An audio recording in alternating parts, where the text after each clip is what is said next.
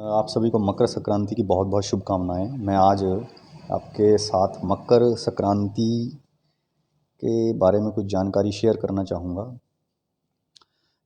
मकर संक्रांति, इसमें दो शब्द हैं, एक मकर और एक संक्रांति। मकर का मतलब मकर राशि से है। राशि हम बोलते हैं एस्ट्रोलॉजिकली अर्थ के रिलेटिव टू अर्थ, सूर्य की एक खास स्थिति को हम राशि बोलते हैं। हम सभी को पता है कि राशियां जो हैं वो 12 हैं, और क्योंकि अर्थ का साइज़ बहुत बड़ा है और अर्थ सूर्य के चारों तरफ परिक्रमण करती है, और अर्थ के ऊपर जितने भी प्राणी हैं उन सभी को ये आभास होता है कि जैसे अर्थ जो है वो स्थिर है और सूर्य अर्थ के चारों तरफ घूम रहा है, ऐसा लगता है।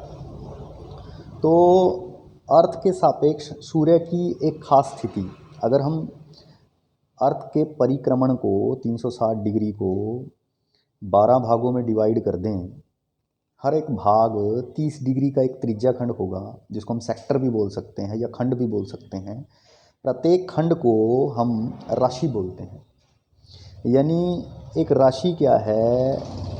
पृथ्वी के सापेक्ष रिलेटिव टू अर्थ सूर्य की एक खास स्थिति, सूर्य एक खास पोजीशन में जब पड़ेगा तो हम उसको एक राशि कहेंगे। जैसे मकर राशि, कुंभ राशि, मीन राशि, मेष, वृषभ, इस तरह करके हमारे पास 12 राशियां हैं। तो मकर संक्रांति में जो मकर शब्द है वो मकर राशि को इंगित करता है, मकर राशि को दर्शाता है। यानी कि वो मकर वाली जो पोजीशन है या स्थिति जो है सूर्य की, उसको दर्शाता है।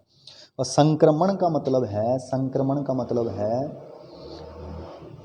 संक्रांति या संक्रमण का मतलब है ट्रांजिशन, यानी कि एक से दूसरे में जाना, एंटर करना, शिफ्ट होना। तो मकर संक्रांति पे क्या होता है? सूर्य जो है वो धनु राशि से मकर राशि में शिफ्ट होगा या एंटर करेगा। धनु राशि से मकर राशि में सूर्य का जब संक्रमण होगा या शिफ्टिंग होगी या ट्रांजिशन होगा तो हम उसको मकर संक्रांति बोलते हैं। तो 14 जनवरी के दिन जो सूर्य है वो धनु से मकर राशि में एंटर करता है, तो इसीलिए हम इसको मकर संक्रमण या मकर संक्रांति बोल देते हैं। अगर हम दूसरी तरह से बात करें, सूर्य की, हमारे को पता है कि अर्थ जो है, धरती जो है वो अपने अक्ष पर 23.5 डिग्री झुकी हुई है, और पृथ्वी के बिल्कुल बीचों बीच एक रेखा गुजरती है जो कि काल्पनिक है, उसको हम इक्वेटर लाइन बोल देते हैं। हिंदी में इसको विषुववृत्त बोल देते हैं, विषुववृत्त रेखा। वृत्त इसलिए बोलते हैं क्योंकि ये वृत्ताकार है। और ये जो विषुववृत्त रेखा है ये धरती को या पृथ्वी को 2 गोलार्धों में बांट देती है। ऊपर वाले गोलार्ध को उत्तरी गोलार्ध यानी नॉर्दर्न हेमिस्फीयर, और निचले वाले गोलार्ध को हम दक्षिणी गोलार्ध यानी कि साउदर्न हेमिस्फीयर बोल देते हैं।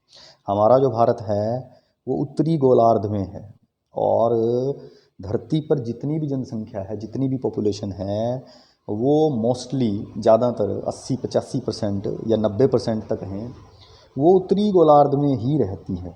इसलिए जितनी भी पोजीशंस हैं या जितनी भी हम बात करेंगे खगोल विज्ञान में, जितनी भी बात करते हैं हम, वो सारी उत्तरी गोलार्ध को दिमाग में रखे या उसके रिस्पेक्ट में बात करते हैं, उसके सापेक्ष हम उस बात करते हैं।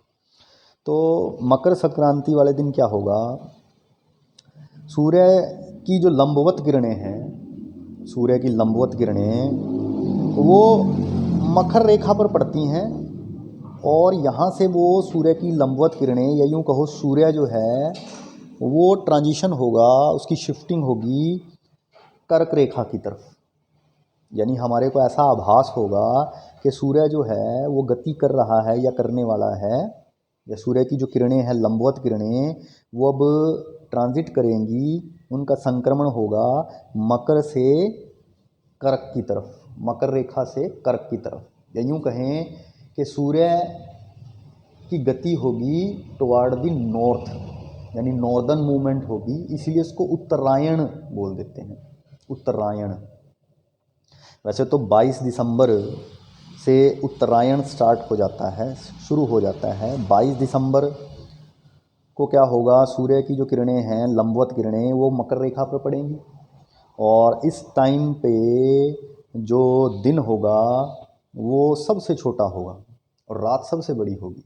इसके बाद जो सूर्य की लंबवत किरणें हैं वो आहिस्ता आहिस्ता आहिस्ता शिफ्ट होती चली जाएंगी नॉर्थ की तरफ, उत्तर की तरफ, यानी पहले आएंगी वो विषुवत वृत्त की तरफ, फिर उसके बाद कर्क रेखा की तरफ।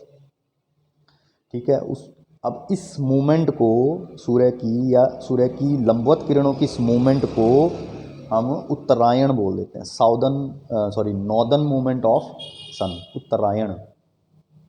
होता क्या है, 22 दिसंबर को सबसे छोटा दिन होगा और सबसे लंबी रात होगी। उसके बाद जो लंबवत किरणें हैं वो विषुवत रेखा की तरफ चलेंगी, कर्क रेखा की तरफ चलेंगी और 22 दिसंबर से जब जैसे ही कुछ दिन आगे बढ़ेंगे, जैसे 22 दिसंबर से हम 21 मार्च की तरफ आते हैं, 22 दिसंबर को क्या होगा, सूर्य हमारे को उदय होता हुआ प्रतीत होगा साउथ ईस्ट की तरफ से, एग्जैक्ट ईस्ट की तरफ से सूर्य 21 मार्च को या 23 सितंबर को उदय होता हुआ दिखाई देता है।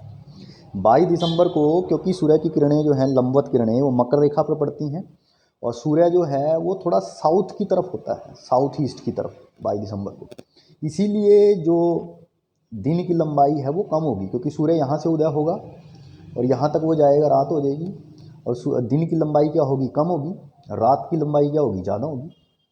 और जैसे जैसे दिन बीतेंगे, यानी 22 दिसंबर से हम 21 मार्च की तरफ जाएंगे और किरणें जो हैं, लंबवत किरणें सूर्य की, वो मकर से कर्क की तरफ ट्रांजिट होंगी, शिफ्ट होंगी और सूर्य हमारे को अब शिफ्ट होता हुआ दिखाई देगा सुबह को, उदय होता हुआ किस तरफ, नॉर्थ की तरफ। यानी अब अगले कुछ दिनों में सूर्य यहाँ से उदय होता हुआ दिखाई देगा, उसके बाद थोड़ा यहाँ से, उसके बाद यहाँ से, और 21 मार्च को क्या होगा, सूर्य की लंबवत किरणें बिल्कुल इक्वेटर यानी विषुवृत्त रेखा पर पड़ेंगी और उस टाइम पे सूर्य एग्जैक्ट हमारे को ईस्ट से उदय होता हुआ दिखाई देगा और उस टाइम पे दिन और रात बराबर लंबाई के होंगे, 12 घंटे का दिन और 12 घंटे की रात, नॉर्दर्न हेमिस्फीयर में, क्योंकि most of the population northern hemisphere में रहती है, इसलिए हम इन पोजीशंस को नॉर्दर्न हेमिस्फीयर यानी उत्तरी गोलार्ध के हिसाब से बता रहे हैं। तो 21 मार्च को दिन और रात की लंबाई बराबर। उसके बाद क्या होगा, उसके बाद 21 मार्च के बाद थोड़ा और दिन बीतेंगे, उसके बाद जैसे जैसे दिन गुजरेंगे सूर्य की लंबवत किरणें कर्क रेखा की तरफ सीधी पड़नी शुरू होंगी और ज़्यादा कर्क रेखा की तरफ शिफ्ट होंगी सूर्य की लंबवत किरणें, या यूँ कहो सूर्य जो है वो मूव करता हुआ, गति करता हुआ दिखाई देगा, कहाँ से कहाँ की तरफ, नॉर्थ की तरफ, उत्तरायण इसी चीज़ को बोल देते हैं। अब 21 जून को क्या होगा, 21 जून को सूर्य हमारे को एक्सट्रीम नॉर्थ ईस्ट से उदय होता हुआ दिखाई देगा या उदय होगा और इस टाइम पे दिन की लंबाई क्या होगी, बहुत ही ज़्यादा होगी और रात छोटी होगी। ये देखो ना, यहाँ से सूर्य उदय होगा तो सूर्य यहाँ से यहाँ तक जाएगा, दिन की लंबाई क्या होगी, ज़्यादा होगी और उस समय जो लंबवत किरणें हैं वो कर्क रेखा पर पड़ेंगी, यानी सीधी किरणें, या यूँ कहो सीधा सूर्य जो है वो कर्क रेखा पर पड़ेगा और 21 जून के आसपास। और यहाँ पे उत्तरी गोलार्ध में गर्मी की ऋतु होगी और हमारी देश में, हमारी कंट्री में भी यहाँ पे उस टाइम पे गर्मी पड़ती है। उसके बाद सूर्य की जो गति है या सूर्य की जो मूवमेंट है वो रिवर्स होगी, यानी पहले जो सूर्य है हमारे को ऐसा लगता था कि वो शिफ्ट हो रहा है नॉर्थ की तरफ, नॉर्दर्न मूवमेंट। अब सूर्य की लंबवत किरणें पड़ेंगी, कर्क रेखा से शिफ्ट होंगी वो मकर की तरफ, या यूँ कहो कि सूर्य की गति का आभास होगा उत्तर से दक्षिण की तरफ, यानी अब इसको हम दक्षिणायन बोलेंगे। एक वर्ष में 2 बार सूर्य जो है अपनी गति को चेंज करता है, रिवर्स करता है। एक को तो हम बोल देते हैं उत्तरायण, नॉर्दर्न मूवमेंट, और एक को बोलते हैं दक्षिणायन यानी कि साउदर्न मूवमेंट। अब साउदर्न मूवमेंट में क्या होगा, सूर्य की लंबवत किरणें कर्क से मकर की तरफ शिफ्ट होंगी। 21 जून को वो सूर्य जो है सीधा कर्क के ऊपर है, कर्क रेखा के ऊपर। जैसे जैसे दिन गुजरेंगे, जून के बाद जुलाई, जुलाई के बाद अगस्त, वैसे वैसे जो सूर्य की सीधी किरणें हैं यानी लंबवत किरणें, वो कर्क से शिफ्ट होंगी किसकी तरफ, मकर की तरफ। और 23 सितंबर को जो सूर्य की लंबवत किरणें हैं, यह सूर्य जो है बिल्कुल विषुवृत्त यानी कि इक्वेटर लाइन के ऊपर सीधी किरणें पड़ेंगी। उस टाइम पे दोबारा फिर हमारे को सूर्य उदय होता हुआ दिखाई देगा। कहाँ से, एग्जैक्ट ईस्ट से, पूर्व दिशा से।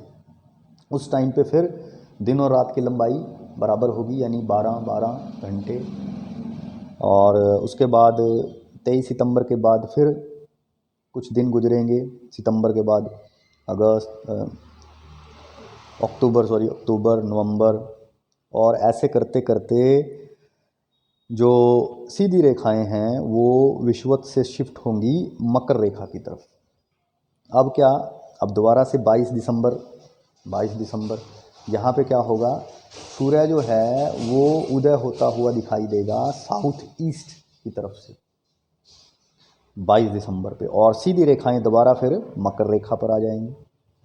इस टाइम पे जो दिन की लंबाई होगी वो कम होगी और रात की लंबाई क्या होगी, ज़्यादा होगी।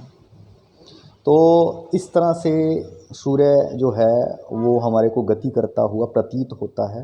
इस तरह से सूर्य जो है 2 प्रकार अपनी गति को रिवर्स करता है, एक वर्ष में 2 बार। एक तो साउदर्न मूवमेंट और एक नॉर्दर्न मूवमेंट। नॉर्दर्न मूवमेंट उत्तरायण, उत्तर की तरफ, और साउदर्न मूवमेंट दक्षिण की तरफ। एक्चुअल में ये किरणें जो हैं वो सीधी किरणें वो नॉर्थ की तरफ यानी उत्तर की तरफ और दक्षिण की तरफ जब पड़ती हुई प्रतीत होती हैं, उसी को हम उत्तरायण और दक्षिणायन बोल देते हैं। उत्तरायण ऐसा मानते हैं कि देवताओं का जो दिन है वो 6 महीने, धरती के 6 महीने के बराबर होता है। उत्तरायण एक्चुअल में देवताओं के दिन को मानते हैं। इसको पॉजिटिविटी की तरह लेते हैं। इसको हम धनात्मकता की तरफ लेते हैं या की तरह लेते हैं। और जो देवताओं की जो रात है वो हम दक्षिणायन यानी जब सूर्य दक्षिण की तरफ गति करता है यानी 21 जून से लेकर के 22 दिसंबर तक, उसको हम देवताओं की रात मानते हैं, दक्षिणायन। उसको हम नेगेटिविटी की तरफ लेते हैं। और इस तरह से हम इसको मकर संक्रमण या मकर संक्रांति को हम समझ सकते हैं। आई होप आपको ये जानकारी अच्छी लगेगी। Thank you so much.